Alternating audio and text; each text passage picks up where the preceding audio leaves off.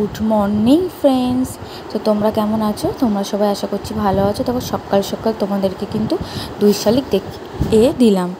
তো চলো, প্রথমে ওদেরকে আমি দিয়েছিলাম একটু চিড়ে ভাজা খেতে দিয়েছিলাম। তো দেখো দুজন একসাথে এসে চিড়ে ভাজা খাচ্ছে, কি সুন্দরভাবে চিড়ে ভাজা খাবে।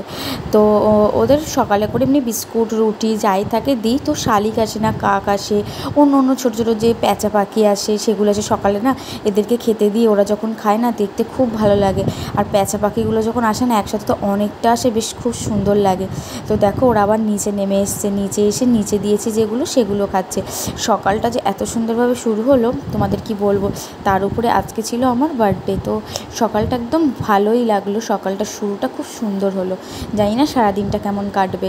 তো যাই হোক, এদেরকে খেতে দিয়ে এরা যে খাচ্ছে খুব ভালো লাগছে। রোজই আসে, তো রোজই আসে তখন আমার সাথে দেখা হয় না, আমি দিয়ে রান্না করি, এসে দেখি খাওয়া হয়ে গেছে ওদের। তো দেখো একজন আবার নিচে আর একজন উপরে খাচ্ছে, দুজন। তো তারপরে আমি স্নান টান করে চলে আসলাম, যেহেতু আজকে দ্বাদশী, স্নান না করে তো কিছু খাওয়াও যাবে না, আর তার উপরে বার্থডে। তো তার জন্য একেবারে স্নান টান করে শাড়ি টাড়ি পরে রেডি হয়ে গেলাম। হ্যাঁ, এখন আমি বাড়িতে শাড়িই পরছি, ইভিনিং থাকলে তো শাড়ি পরি, কারণ শাড়িগুলো কী করবো এত শাড়ি, তার জন্য। তো চলো, প্রথমেই ঠাকুরকে প্রণাম করে নিলাম। বরের কিন্তু স্নান হয়ে গেছে, ও আগে ফুল টুল দিয়ে গেছে।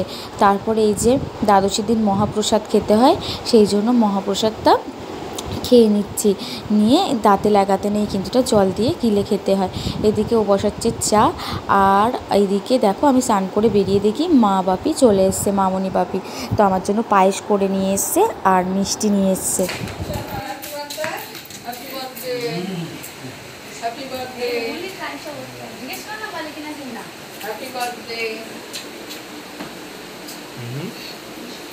এই যে সবাইকে প্রণাম করে নিলাম, নিয়ে তো এই যে সবাই গল্প টল্প করছিল। তারপরে ওই যে গল্প করতে করতে দিদার বাবাকে প্রণাম করছিলাম, তখন ওই যে কান্নাকাটি একটু হচ্ছিল, কারণ মনে পড়ছিল না, তো তার জন্য খুবই কষ্ট হচ্ছিল। সত্যি কথা ভালো লাগছিল না, সকালটা সত্যি মনটা খারাপ লাগছিল। বাবার কথা খুব মনে পড়ছিল তখন, যে সত্যি আজ পর্যন্ত বাবা আমাকে কোনোদিন কিছুই বলেনি, আর খুব ভালোবাসতো, সেগুলোই আর কি মনে পড়ছিল।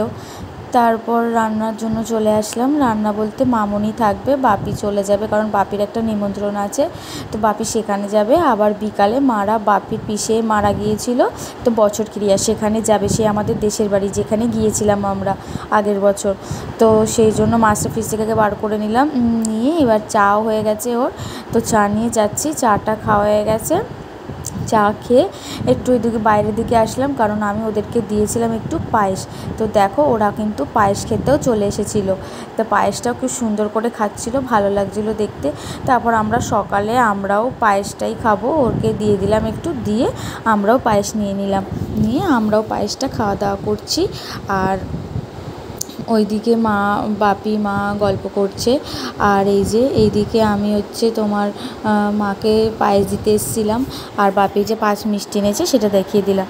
দেখো মামনি বাপি আবার ওখানে যে কটা কিসের চারা বেরিয়েছে সেগুলো আবার দেখতে গেছে, দেখে টেকে দেখছে। আর আমি এদিকে কিন্তু রান্না চাপিয়ে দিয়েছি, ওদিকে কিন্তু অলরেডি আমার গুঁড়ি কচু আলু সিদ্ধ বসিয়ে দিয়েছি, আর এদিকে মাছটা লবণ হলুদ মাখিয়ে রেখেছি।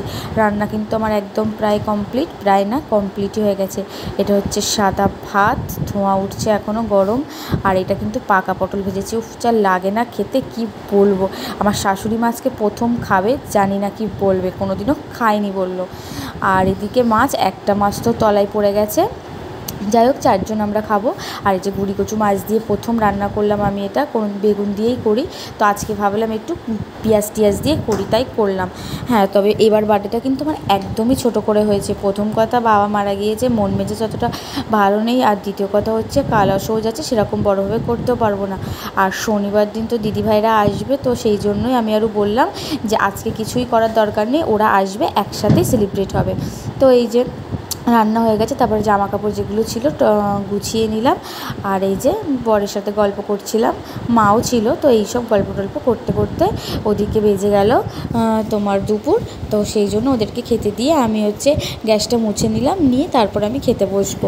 তো এই যে গ্যাসটা মুছে নিয়েছি, আর কটা বাসন ছিল সেগুলোও মেজে নিয়েছিলাম, কারণ দুপুরে অনেকটা বাসন হবে। এখানে মাকে, আমি চলে যাব ডিউটিতে তখন, তো তারপর খাওয়া দাওয়া করে এই যে আমি নতুন ড্রেসটা পরেছি, নতুন এই কুর্তিটা লেগিংসটা পরেছি, কোটটা কিন্তু পুরনো, তোমরা তো আগে দেখেছো। তো কেমন লাগছে অবশ্যই কিন্তু কমেন্টস করে জানিও যে কেমন লাগছে। তো জানি না কেমন লাগছে, তোমরাই বলো। তো আজকে একটু ওড়না নিই, কোটের সাথে পরলাম, কারণ এর সাথে এইটার বেশি মানাচ্ছিল তার জন্য। তারপরে সবার সাথে একটু সেলফি করে নিলাম। মামুনিও বাড়ি চলে যাবে, কারণ বিকালে তো এতে যাবে, তোমার বললামই সেই দেশের বাড়িতে। তো সেই জন্য আমরা একটুখানি ভিডিও করে নিলাম, নিয়ে ও আমাকে দিয়ে আসবে। ও আজকে ব্রাঞ্চে যাবে, একটু লেট করেই যাবে সেই জন্য। তো এই যে আমাকে হসপিটালে নামিয়ে দিয়ে ও মামুনিকে নিয়ে মার বাড়িতে দিয়ে আসলে তারপরে ও চলে যাবে, আর আমি হসপিটালে চলে যাচ্ছি। তারপরে তোমাদের সাথে কথা হবে সেই হসপিটাল থেকে বেরিয়ে, রাত্রে মানে সন্ধেবেলা ওখান থেকে বেরিয়ে দুজনে হাঁটতে হাঁটতে চলে গেলাম একটু ফুচকা খেতে। ফুচকা খেয়ে বাড়িতে এসে খেয়ে নিলাম চা। রাত্রে কি করব বুঝতে পারছিলাম না, কনফিউশনে ছিলাম। তো ভাবলাম ঠিক আছে চলো চাউমিনই করে দাও, তার জন্য করে নিলাম এগ চাউমিন। এইভাবেই আজকে আমার বার্থডেটা সারাদিন গেল। তোমাদের কেমন লাগলো অবশ্যই কিন্তু কমেন্টস করে জানিও। টাটা, লাভ ইউ অল, সবাই ভালো থেকো।